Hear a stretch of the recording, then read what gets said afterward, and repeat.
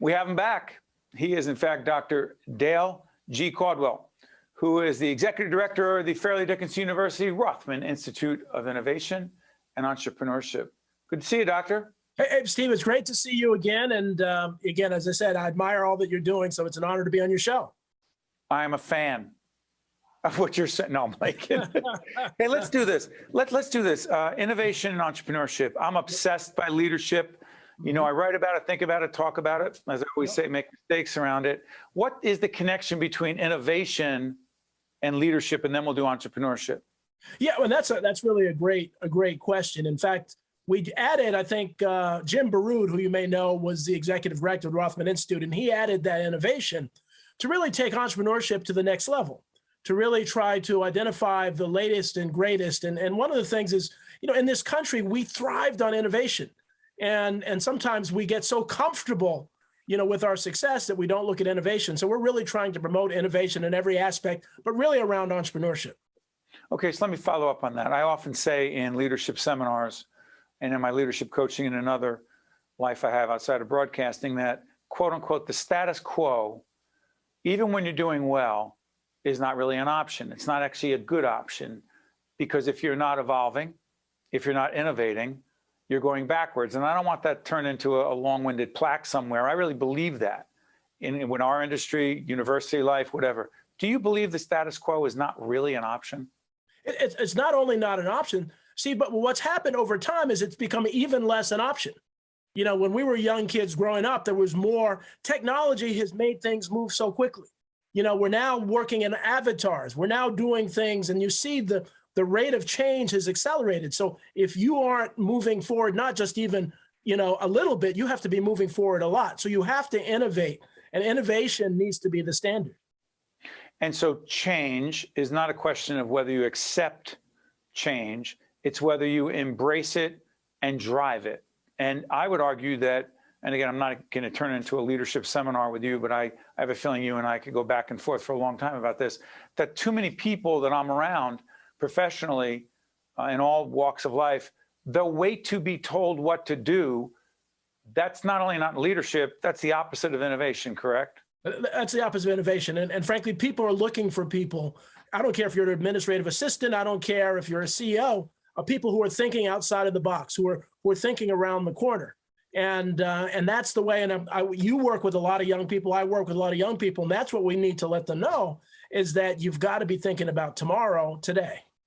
Before I go into entrepreneurship, and even though this is a not-for-profit, I love when people call it, oh, the Caucus Educational Corporation, you're a not-for-profit. Yes, we're a not-for-profit that has a bottom line, that has to raise money, that has to keep our expenses down, run like a very tight business. And any nonprofit that doesn't do that has problems. But here's the question. We're a nonprofit in the age of COVID, 2 years into this. We're taping this in February 2022, be seen later. COVID has forced the issue of innovation more than ever. Yeah. Absolutely. Well, absolutely. And what's happened is there's always a positive with negatives. And so COVID has forced us to get out of our comfort zone. And one of the things is this video, you know, I've been doing a number of things with regular video meetings, and you can really, you know, the 20-80 rule, the 20% of the people do 80% of the work. Well, if you have regular videos and you're trying to set up a program or something, the bad 80% drop off and the 20% stay on. And you can work with people across the country as if they're right next door. And I don't think people have really taken advantage of that as much as they possibly can going forward. Let's talk entrepreneurship, A, but B, what are entrepreneur zones?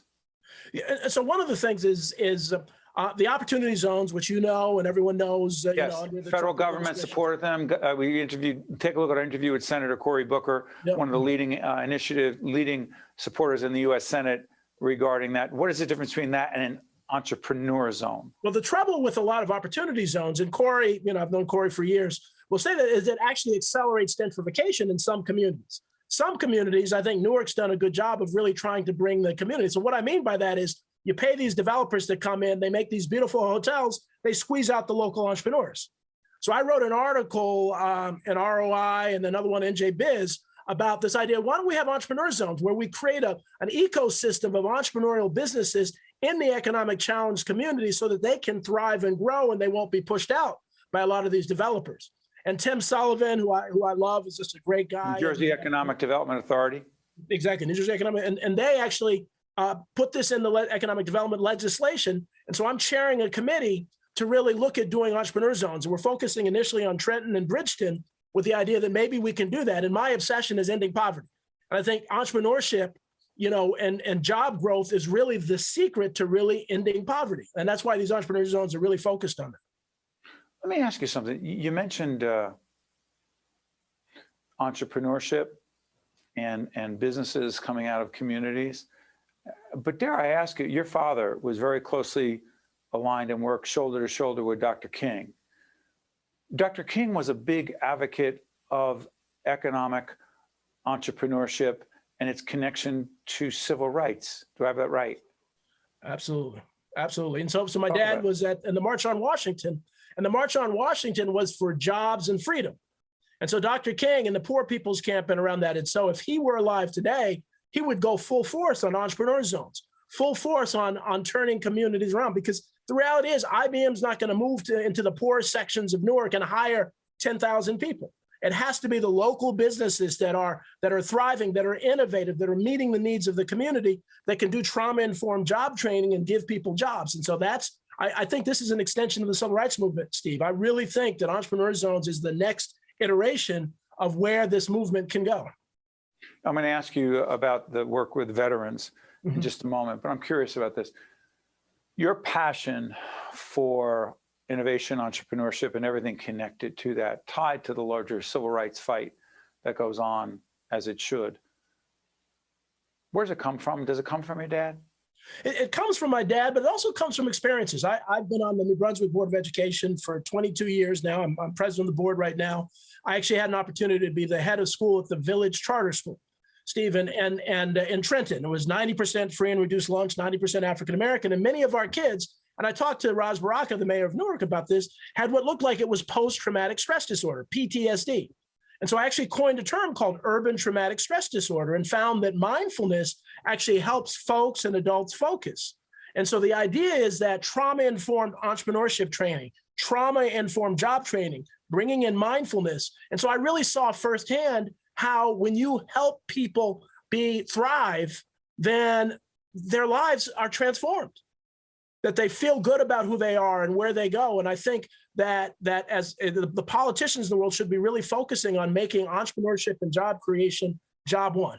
Before we end the program, I want to ask you about this Veterans Initiative. What is it? Veterans Launching Ventures? What is it? So Veterans Launching Ventures, we've done that for about 12 years. And this is one of the reasons the pandemic has forced us to go on Zoom, Steve. And so we had about 12 to 20 people in person. We had to go on Zoom. The program expanded to 25 states and 3 countries. We had an article in a Veterans Administration paper a few weeks ago that convinced 500 people to apply to our program. So we quickly had to pivot. So we went from one veteran program where we are training veterans or immediate family members, a 9-week program on developing a business plan and growing their business. So we've now have expanded that to 3 programs so we can accommodate the need. There are veterans out there who are looking to create their own business so they can survive. So it's interesting. For years, got a minute left. Let's find a job for a veteran. A veteran needs to get a job. Yes, that's true. But you're saying there's another way. There's another way. And many of these entrepreneurs, if given the support they need and the guidance, are extraordinary entrepreneurs. And they can create their jobs. Training. Look at their training. Look at the discipline that they have, and that is the foundation of successful entrepreneurship. So this veterans program should really be a major investment of corporations and government going forward. Dr. Dale G. Caldwell is Executive Director of Fairleigh Dickinson University's Rothman Institute of Innovation and Entrepreneurship. As a student, not only of leadership, but obsessed with entrepreneurship and innovation, or we wouldn't be here right now. That's not about me. That's about our team. So I feel like Dr. Caldwell and I are speaking the same language. And I look forward to future conversations. All the best, Doctor. Thank you. Thank you. Thanks for this opportunity. Take care. Take care, everybody. You got it. Stay right there. I'm Steve Adubato. That's Dr. Caldwell. We'll see you next time. Think Tank with Steve Adubato has been a production of the Caucus Educational Corporation.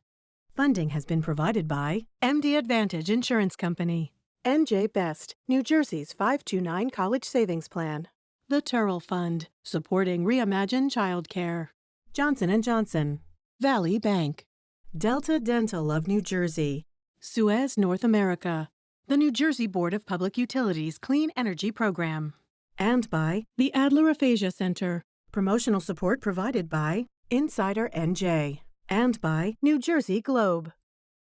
What is your child's dream for the future? Doctor? Teacher? Architect? Whatever they aspire to be, a college education may realize those dreams. And NJ Best can help. It's the college savings plan specifically designed for New Jersey families. Start saving today with as little as $25, because now is the time to invest in their future. To learn about NJ Best 529 College Savings Plan, its investment objectives, risks, and costs, read the Investor Handbook available at njbest.com.